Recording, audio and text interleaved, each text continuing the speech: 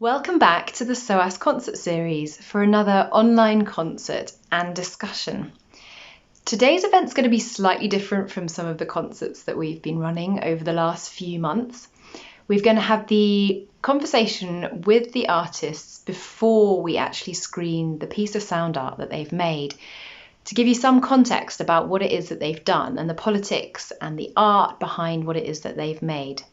And then we'll screen Zsuzsanna Ardot and Golfam Khayyam's amazing piece of art, Why Would We Remain? So I'll now pass over to Lauda Nushin, who is a professor of music at City University, to introduce the artists and talk to them about what it is that they've made and that you're going to see shortly. Welcome everyone to this artist discussion session. My name is Lauda Nushin. I'm an educator, researcher and writer based in the music department at City University in London, and I'm going to be in discussion with Golfam Khayyam and Zsuzsanna Ardot. We're discussing a piece of artwork called Why Would We Remain? And I'm going to start by asking the artists to introduce themselves, and then we will go into discussion. Golfam, can I start with you? Please introduce yourself. Sure.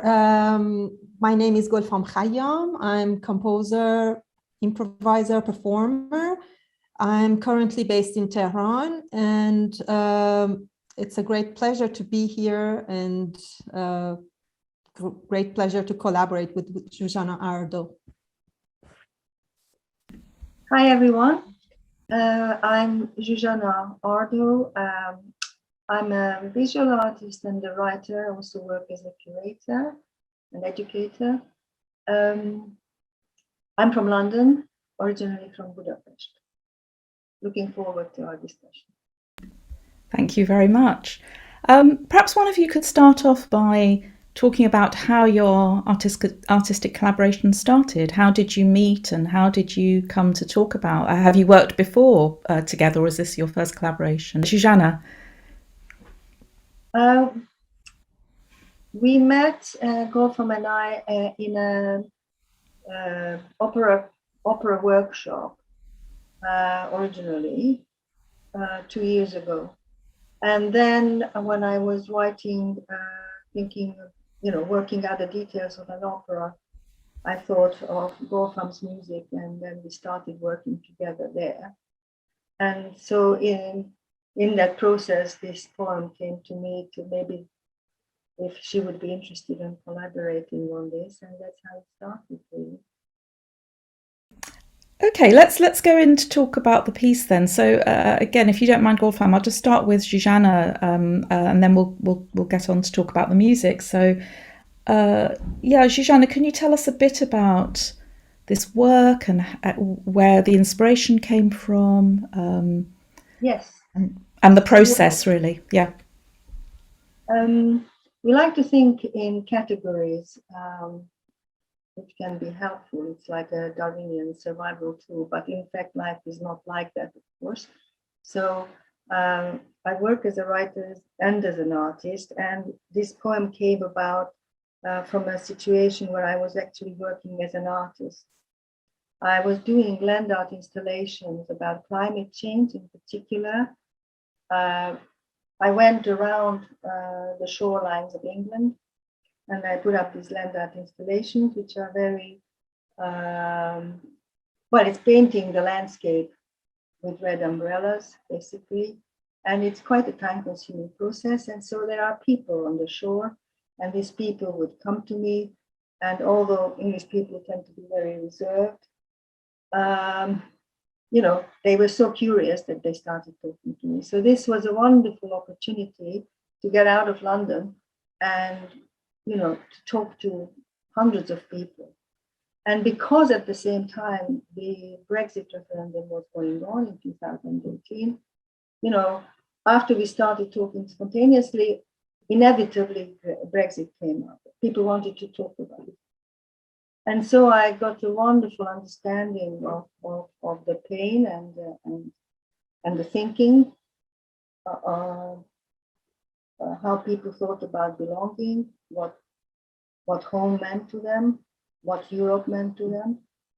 And there was one particular conversation which inspired the poem. It was a very dramatic conversation in Yorkshire.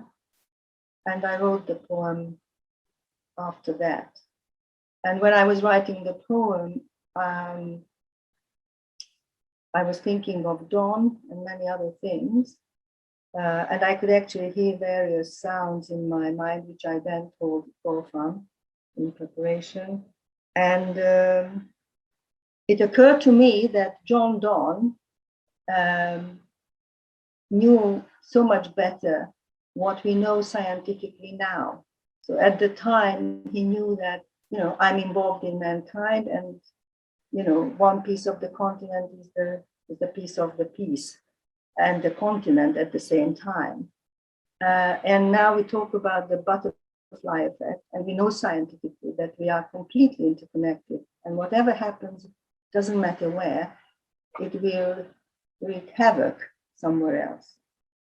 And then in this time of butterfly effect consciousness, we still can't kind of psychologically react the way Don did at the time. Thank you very much. And I was just reflecting that although this piece of work is more than just about Brexit, it's about much more kind of wider issues of belonging and so on. So speaking as someone who was born in this country but never really felt I belonged properly, that the poem speaks at so many levels in a way that was very heightened after the Brexit. It wasn't a new thing of that sense of not belonging, but somehow those issues very much came to the fore. So I think for me, the words that you've the words of this piece speak very powerfully. So thank you for that. Let's turn to the music now. So Gulfan, could you tell us a bit about your inspiration, your working methods, and how you approached this piece? Yes, obviously the material that I received from Zsuzsanna was the first point of departure for the creative process. I received all these narrations of different people that recite this beautiful poem.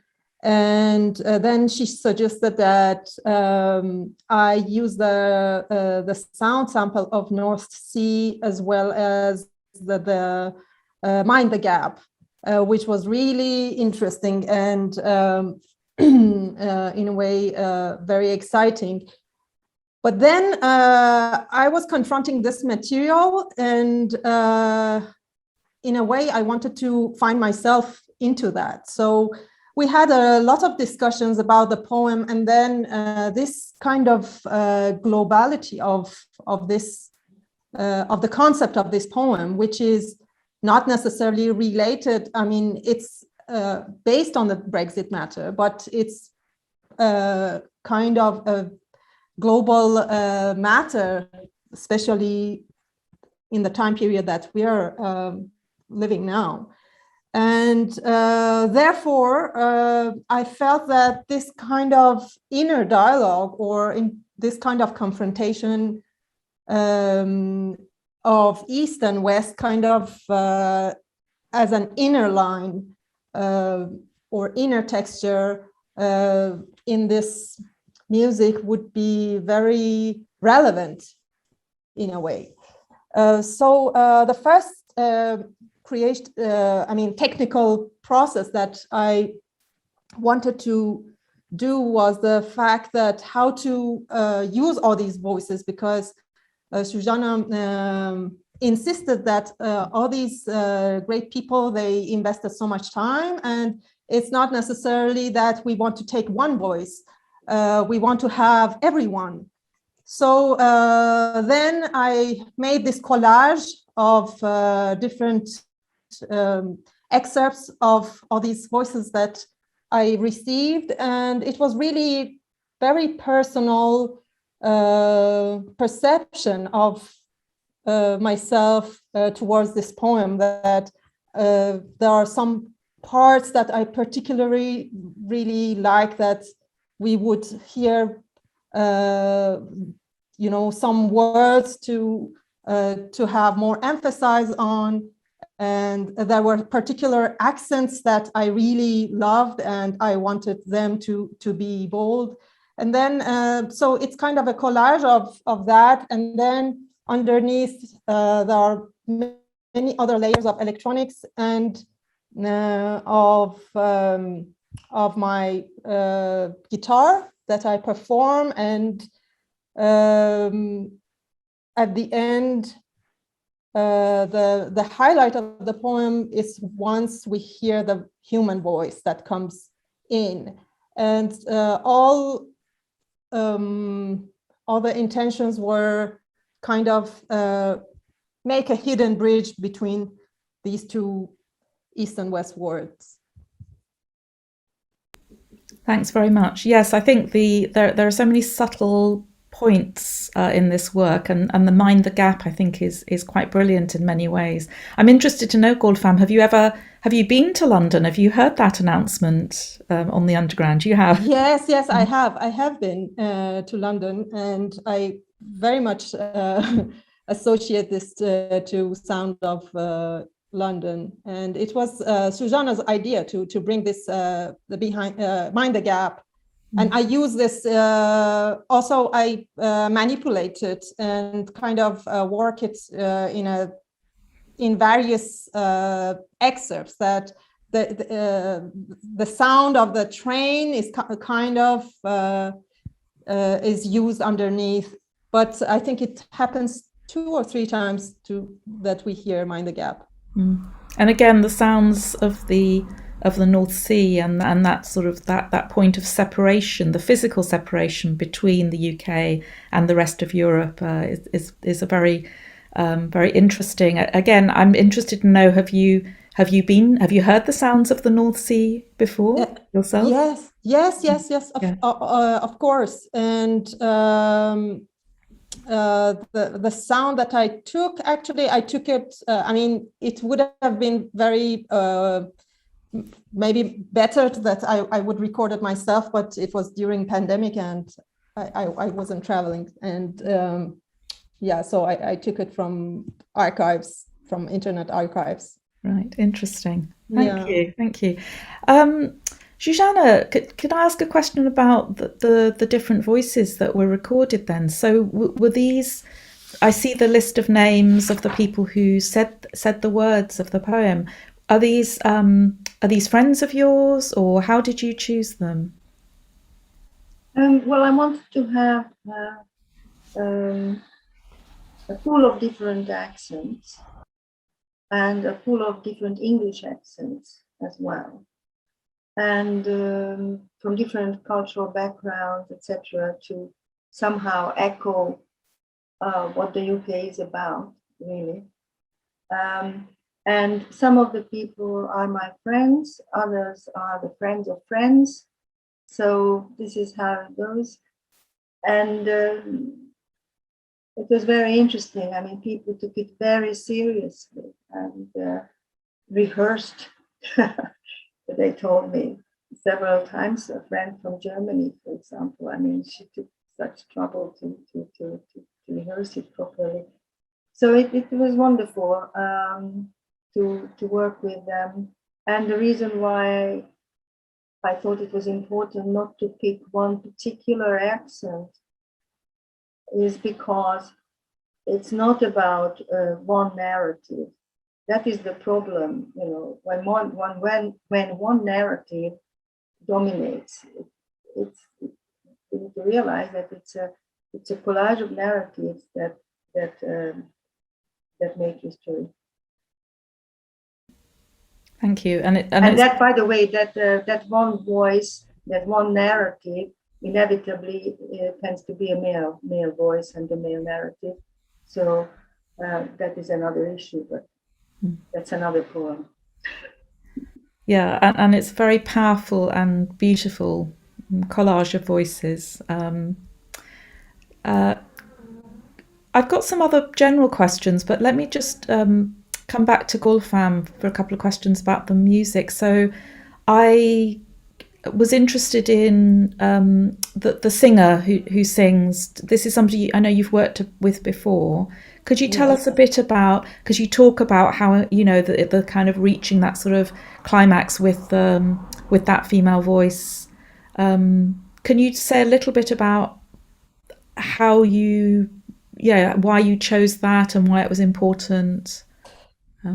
For me, it was important to have a human voice at the end when we have this conclusion of, after there's a suspension in the poem, and because. And then when we hear the conclusion of the poem, I really wanted a human voice. The voice is Hale Seyfizadeh. She's a singer based in Tehran. And the other issue is that she's not, I mean, any female vocalist is not allowed to record officially. And this was recorded underground in an underground studio. And I had this excerpt and I used it, and underneath there are many other layers that were happening before, as the North Sea, as the sound of the noise of the underground, the noise of the, so we have all these layers coming together in a very, very narrow and fragile way. I also couldn't help noticing that you used, there seemed to be some inspiration from Dido's Lament from Purcell's opera Dido and Aeneas. Can you say a little bit about that? I was intrigued. I thought, I wasn't sure to start with if that was but then I realized it was a reference. Yes, there is a reference. There's a very hidden reference of that. I wanted to use something really English that would relate itself musically, and also something that has this lamentation. So I took that and kind of reworked and reshaped it.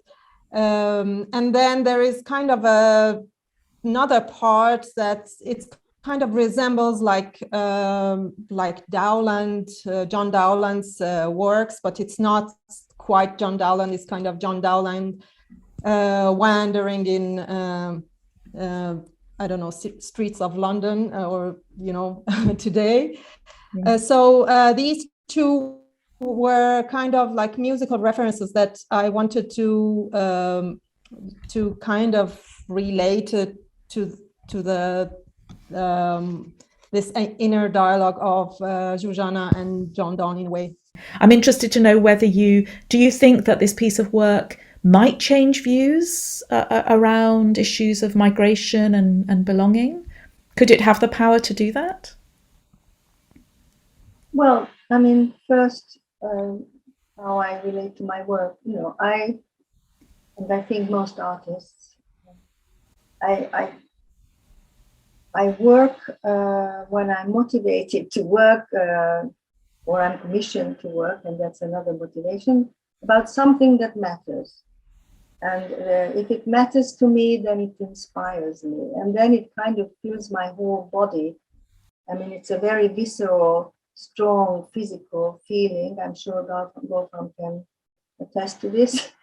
And it's almost like it's burning inside you, and you have to get it out. You have no choice. So there is no, on my part at least, there is no calculation of how people will receive it or why exactly I'm doing it. At that point, it has to come out, and it's burning and it's being created.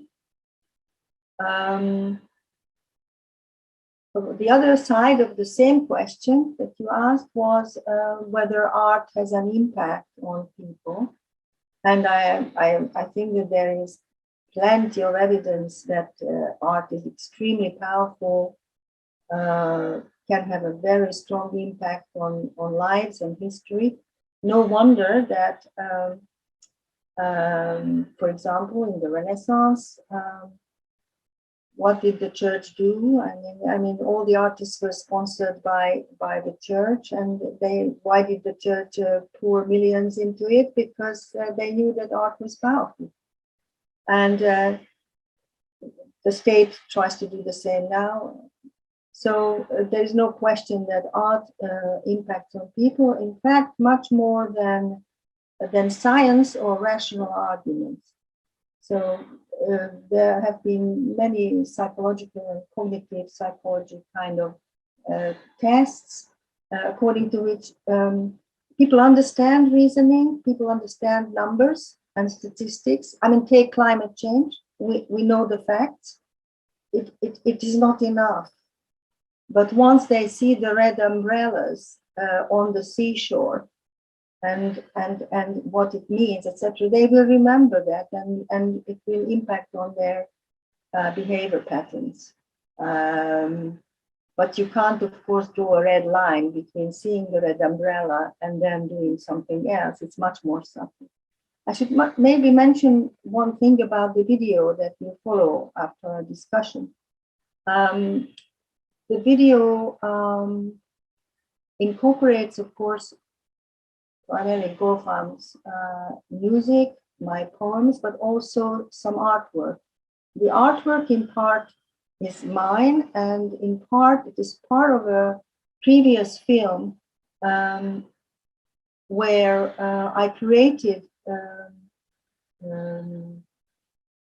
a series of images. Well, it was inspired by Brexit, in fact, but it was the same idea as this poem. And I asked several artists, again, in the UK and beyond as a creator, to create images. So what you will see in the video is partly these artists responding how they feel about this without giving them any further brief. It was totally up to them how they respond. And partly my images and my installations. I think that is the context for people who are going to do this. For me, the context, as obviously I was not feeling directly Brexit as Zsuzsanna did, but that the work itself was speaking to me and very inspiring and very close and very deeply felt for the fact that the question of belonging and not belonging is something that we confront very often, and in particular for people like myself that they studied abroad, they worked abroad, and then they come back, they establish themselves as artists in the country, and obviously you keep your relations and you keep your professional engagements with abroad, and this coming back and forth kind of confuses, and you don't know where to belong. I mean, where you belong to anymore, in a way. So mankind. Yeah. Yeah, so and I think this feeling of kind of what you describe is increasingly the norm as opposed to kind of the exception in terms of human experience, that many of us belong to many places. And yeah, as Zsuzsanna says, we're all human beings, and ultimately because I've heard so many people express the same feelings, and as if somehow, but feeling quite as if it's only them that's experiencing this, right? But I think many of us experience this in different ways, and as I say, I think it becomes more the norm than the exception. So yes, well, I think we've probably outrun our time. So I just wanted to thank you both for engaging in this discussion, and also for creating such a beautiful piece of artwork. And I wish you both well, and I wish this wonderful piece well. And thank you very much. Thanks for your time.